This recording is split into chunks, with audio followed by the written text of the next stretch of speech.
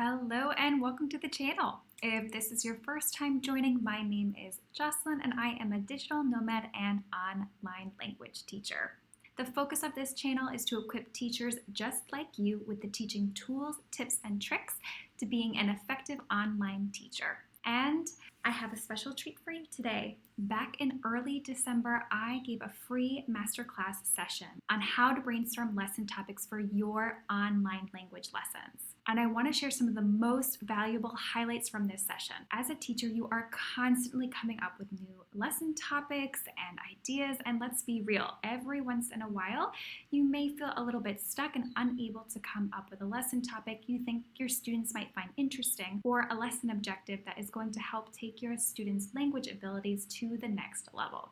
And my friend, that is where this brainstorming session comes in to help. In this session, we discussed questions you can ask yourself to get your creative juices flowing, and I share the strategy that I use in my very own classes to come up with lesson ideas easily and quickly, saving time in the long run. If you are interested in watching the full free replay of this masterclass and get access to the brainstorming lesson topic workbook that you see in the presentation, you can head over to my website teachingflnomad.com, and I'll leave the link down in the description box for you to get easy access. So without further ado, let's dive in.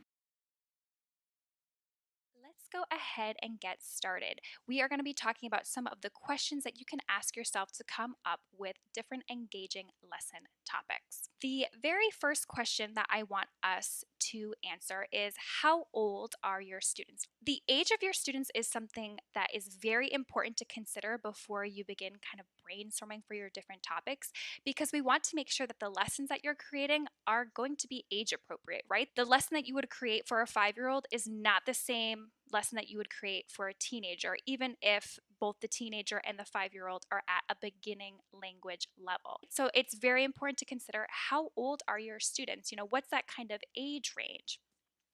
And then the next thing I want us to do is to start to think about, what do students this age like? What toys do they play with? What activities do they do? What are some of their general interests? And maybe you have specific students in mind because you're currently teaching online and you know the students that you're working with, or maybe you're just kind of brainstorming in more general terms because you might be new to online teaching, right? So if that's the case, then think about those age ranges of students that you hope to work with in the near future, and just think generally, okay, what do these students generally like? What are some toys that might be popular right now? What are some books or movies or TV series? And just go ahead and jot all of those down. And I just want to talk a little bit about, why is it important? Why should we be incorporating the likes and interests of our students in our lesson? So creating lesson topics around your student interest is going to increase their participation and engagement during the class, because they already have a natural interest in the topic, right? If you think back to a conversation with a random person on the bus, right? Or on the train, you're going to enjoy that conversation more, and you're going to be more engaged in that conversation and participate more in that conversation if you're discussing things that you have a genuine interest in, right? If you're talking about something that you're not interested in or you don't know a lot about, then you're not going to be as engaged, right? The same thing happens in our classrooms with our students. So when we're incorporating those things that your students really enjoy, they're going to be more excited about coming to class and learning with you. Something that we can then do with these different interests and likes, these things that we think our students would enjoy, is that we can then incorporate them into our lessons. We can use them as different lesson topics. So I'm going to go ahead and give you some different examples so you can kind of see what I am talking about here. So some examples of this would be, if your student likes music, then you can choose a song in the target language and you can use that to learn new vocabulary, right? Or to learn new phrases. Oftentimes the music lyrics are not literal, right? So you can talk about some figurative language, and that might be a good lesson topic for a student that has maybe a little bit of a higher level, right? Because they're talking about figurative language and they might be learning some new vocabulary through the song. If you had a younger student who really enjoyed music, then you can incorporate music in your lesson by trying to come up with different songs for the different vocabulary that you're learning. Singing the ABCs, creating a song about the numbers, colors, or song about the colors, right? YouTube is a great resource for that, where you might be able to learn about some different songs that other people have come up with that can help you practice some basic vocabulary in a fun way through song. Another example that we have here is if you work with some students that really enjoy sports, then you can think up some different verbs and vocabulary associated with those different sports. So maybe your student really enjoys soccer, right? So you can learn the verb to kick, to throw, maybe to give, because you might be giving a penalty, right? So you can just think of several different verbs, maybe to run, to walk, all of those different verbs, and then you can relate it to the activity of playing soccer. Another example here, if your student likes Harry Potter, I know I loved Harry Potter growing up. I think they're still pretty popular series.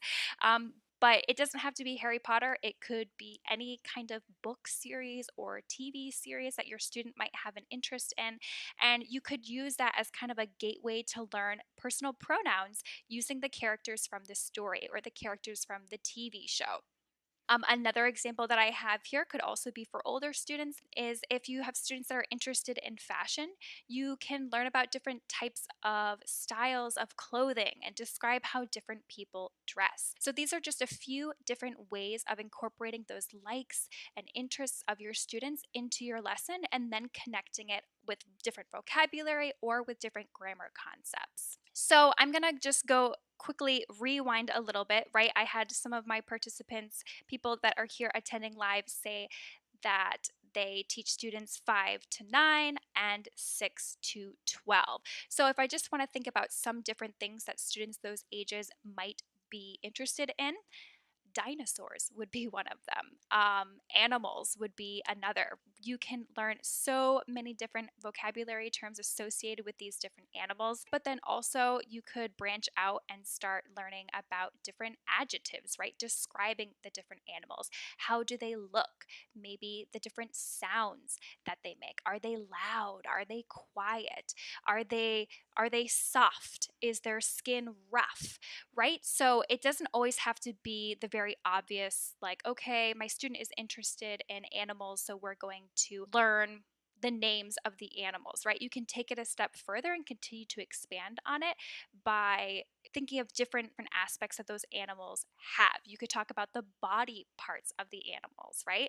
And a lot of those vocabulary terms talking about body parts of animals, well, we humans also have those body parts as well. But if your student has a high interest in animals, better off teaching those body parts through the animal than jumping into the human, because they're going to be more interested in animals, for example. But I think we've talked a lot about what some of your students might be interested in. Maybe they have some of the same interests as the things that I have listed here.